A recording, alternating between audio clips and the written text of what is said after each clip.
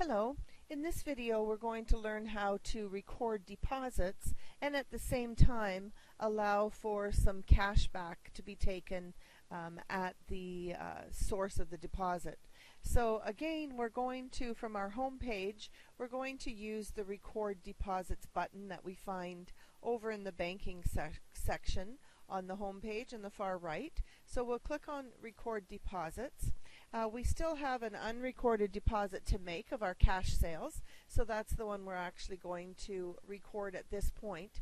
So the type of sale that we're going to deposit is cash and check, and then that leaves that $26,880.44 available for us to deposit. So we'll click on the check mark beside it so that QuickBooks knows that we actually want to deposit that cash sales receipt that we created earlier. So then we just click on OK, and that gets transferred over to our banking deposit form. So the first thing we need to tell it is which account do we want to deposit it to.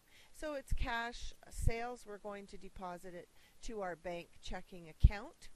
The date that we're depositing that is the 23rd of September, so we want to double check and make sure that the date is correct. It is a deposit that we're making, so the description or memo information is deposit. It's a cash sale. That was the cash sale receipt that we created. That's where the received from is coming from. It had been sitting in an account called undeposited funds in our books, not physically at the bank, but in our books. So it's coming from that account, so there will be a journal entry made in the background that will zero that account out and move that amount of cash, the $26,000, over into the 1050 bank account. So that's what QuickBooks will do in the background when we make this deposit. So we've got the $26,880.44 to deposit. But the other thing that we want to do with this is to get some cash back. So often what would happen when the owner has deposits to make, if they do it once a week, sometimes they do it at the same time that they want to take their weekly paycheck, if you will, out of the company. So the cash back will go to the owner. So we'll find the equity account, D Dancer, and it's a withdrawal that D Dancer is going to make.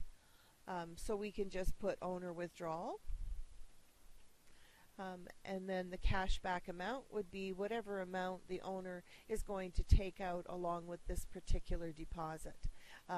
So the deposit will be to cash $25,380.44 because 500 of that is going to be applied to D Dancer withdrawal, so that will be the other debit at that point. And then the credit will be the total amount coming out of the undeposited funds, which is this account over here. So all of that will happen in the background when we finish. So we check, we make sure that we've deposited to the proper account, we've chosen the right date, we make sure that the undeposited funds is showing there. That is the account that we had initially assigned it to.